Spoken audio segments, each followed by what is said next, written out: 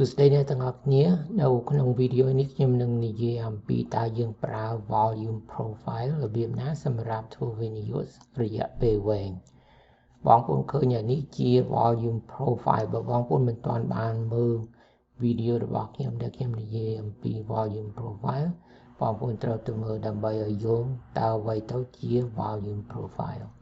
ក្នុងការធ្វើវិនិយោគសម្រាប់រយៈពេលវែងយើងចង់មើលតារាងដែលមានរយៈពេលវែងនេះជាខែបានន័យថាបកគោមួយនេះជាមួយខែអូខេហើយអានេះជាក្រុមហ៊ុន Google មានឈ្មោះមួយទៀតគេហៅថា Alphabet អញ្ចឹងយើងមើលតារាងនេះសម្រាប់ប្រចាំខែយើងឃើញយ៉ាងណាខ្លះនៅខាងលើនេះអត់សូវមាន volume ទេក៏ប៉ុន្តែអានេះមានខ្លះហើយវាមាន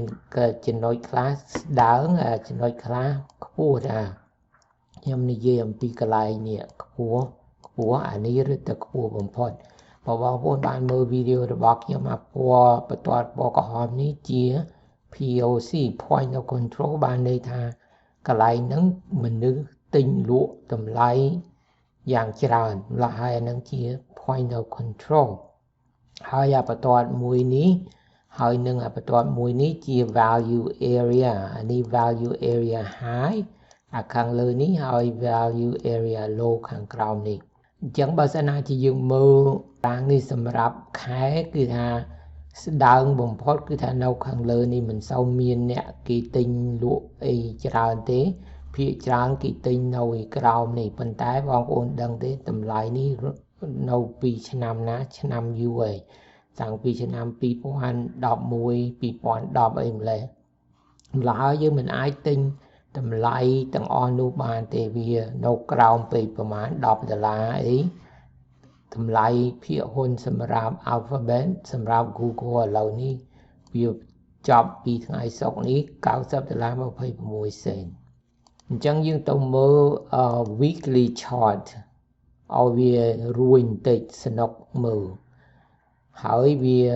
អោបបង្ហាញយើងតម្លៃដែលវា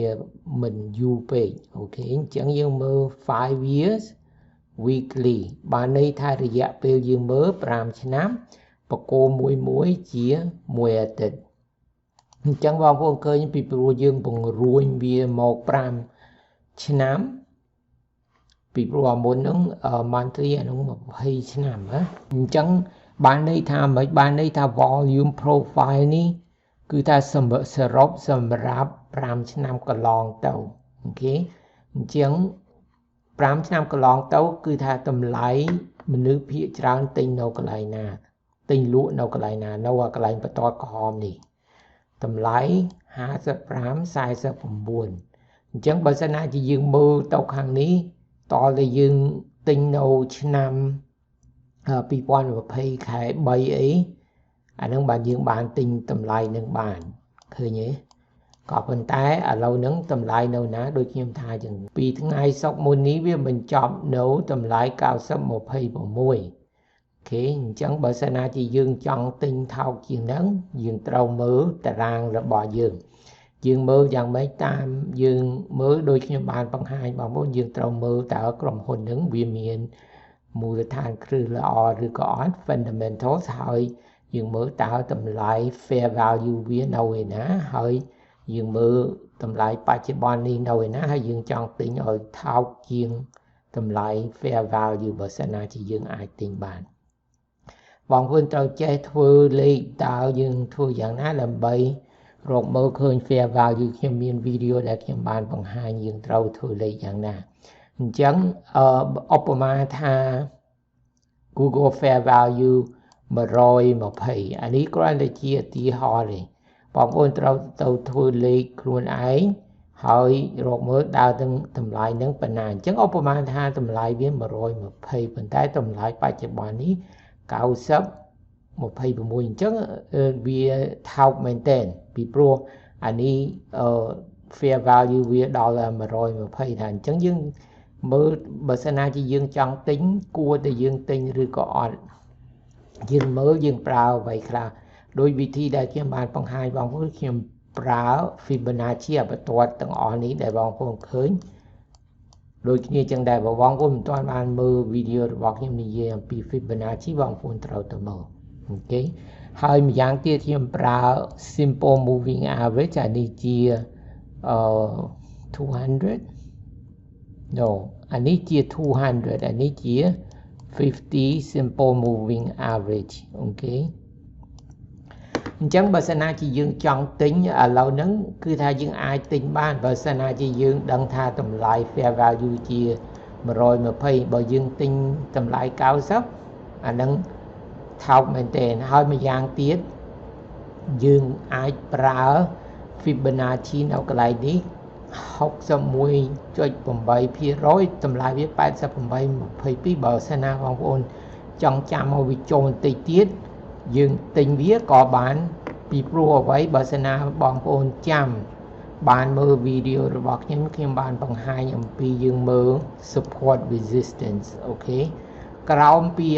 61.8% នេះមាន support នៅក្បែរកន្លែងនេះដែរបើសិនណាបងប្អូនមើលទៅខាងនេះតើតម្លៃប៉ុណ្ណាយើងអាចដាក់ cursor យើងមើលយ៉ាងនេះប្រហែលជា84អី85អីអាហ្នឹងរឹតតែល្អទិញទៅទៀតអូខេអញ្ចឹងបើសិនណាជាងនិយាយអំពី volume profile តើយើងមើលយ៉ាងម៉េចយើងចង់ទិញកន្លែងណាដែលវាមិនសូវមានគេទិញដូចថាអាកពូលខ្ពស់អញ្ចេះអានឹងសិតតែគេទិញលក់ច្រើនថាយើងចង់ទិញថោកបើសិនណាតម្លៃវានៅឯនេះចំណុចដែលទៀបប្រៀបធៀបទៅនឹងអាចំណុចនេះនៅឯកន្លែងណាបន្ទាប់មកគឺថានៅប្រហែលកន្លែងនេះម្ល៉េះហើយវាក្បែរគ្នានឹង support ដែលខ្ញុំទំនឹងថាចឹងដែរប្រហែលជា84 85អីហ្នឹងឯងអូខេហើយបើសិនណាជាយើងមើលទៅក្រោមទៅទៀតដើម្បីយើងទិញតើកន្លែងណាឬទៅថោកទៅទៀតបើសិនណាជាយើងប្រើ Fibonacci យើងចាំវាដល់71ប៉ុន្តែប្រហែលជាវាមិនទៅដល់ហ្នឹងទេហេតុអ្វីពីព្រោះវាមាន resistance អូខេប្រហែលជានៅកន្លែងនេះឯងម្ល៉េះហើយបើសិនណាជាយើងមិនចង់ទិញនៅលើនេះយើងចាំរហូតទៅដល់ខាងក្រោមនេះតម្លៃប្រហែលប្រហែលជា76 77អីអូខេក៏ប៉ុន្តែយោបល់ខ្ញុំដូចខ្ញុំបានបង្ហាញបងប្អូនជើងក្នុងការធ្វើវិនិយោគសម្រាប់រយៈពេលវែងយើងត្រូវធ្វើវិនិយោគរាល់ខែរាល់ឆ្នាំយើងត្រូវដាក់កំណត់ដូចថា3ខែយើងទិញភាគហ៊ុនម្ដងអីអញ្ចឹងគឺថាយើងទិញរាល់ខែឬក៏រាល់ត្រីមាសបើសិនណាជាយើងមានថាវិការម្ល៉េះហើយថ្មីបើសិនណាជាតម្លៃវាចុះយ៉ាងនេះក៏យើងទិញដែរពីព្រោះអ្វីពីព្រោះយើងសរុបទៅយើងធ្វើជាតម្លៃមធ្យមក៏វានៅតែគ្រាន់បើដែរបើមិនអញ្ចឹងទេយើងទិញតែនៅលើតែម្ដងហើយយើងចាំឲ្យវាឡើងមកវិញយើងត្រូវចាំរហូតទៅដល់វាឡើងមកប្រហែលជាឧទាហរណ៍យើងទិញតែម្ដងនៅកន្លែងនេះ140តើចាំយូរបានវាឡើងមកវិញក៏ប៉ុន្តែបើសិនណាជាយើងទិញរាល់ខែថ្មីបើវាចុងមកពីព្រោះអ្វីពីព្រោះវាជាក្រុមហ៊ុនអស្ចារ្យយើងធ្វើលេខជាសរុបជាមធ្យមទៅ average របស់យើងអាចជានៅក្រោមនេះ100 110អីស៊ីសងតើយើងទិញចំនួនប៉ុណ្ណាហើយយើងទិញញឹកញាប់យ៉ាងណាបន្តមកទៀតខ្ញុំចង់បង្ហាញយើងប្រើ daily chart ផងដែរអញ្ចឹងបើសិនណាជាយើងមើល daily chart ដូចគ្នាអញ្ចឹងដែរមិនខុសគ្នាណាទេគឺថាតម្លៃវាបានចូលមកយ៉ាងច្រើនអ្វីដែលសំខាន់យើងត្រូវដឹងថាតើក្រុមហ៊ុននឹងអស្ចារ្យឬក៏អត់ fair value វាប៉ុណ្ណាហើយតម្លៃបច្ចុប្បន្ននេះប៉ុណ្ណាហើយយើងគួរទិញវាកន្លែងណាអញ្ចឹងបើសិនណាជាយើងមើល daily chart អានេះជា area value area high អានេះ value area low អានេះជា point of control មនុស្សទិញភាគច្រើនក្នុងមួយឆ្នាំកន្លងទៅនេះគឺតម្លៃ114បើសិនណាជាយើងចង់ទិញថោកជាងហ្នឹងយើងត្រូវរកមើលកន្លែងណាដែលថោកដែលវាមិនមានខ្ពស់ដូចថាកន្លែងនេះអញ្ចឹងដែលវាទៀបយើងប្រៀបធៀបទៅនឹងណាទៅនឹងកពូលខាងលើនេះអូខេប៉ុន្តែតម្លៃឥឡូវនេះ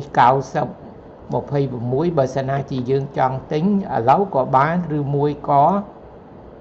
យើងទិញនៅនឹងបន្ទាត់នេះ បន្ទាត់ value area low កាលណាវាចូលមកកន្លែងហ្នឹង 86.86 ឬមួយយើងចាំរហូតទៅដល់វាចូលមក83អីកន្លែងនេះគឺថាកន្លែងទាបអូខេអាហ្នឹងខ្ញុំប្រើ volume profile របៀបហ្នឹងឯងបងប្អូនមានសំណួរដាក់នៅខាងក្រោមខ្ញុំនឹងឆ្លើយអរគុណដែលបានមើលវីដេអូនេះហើយកុំភ្លេច like ហើយនឹង subscribe ជួបគ្នាថ្ងៃក្រោយទៀតបាយបាយ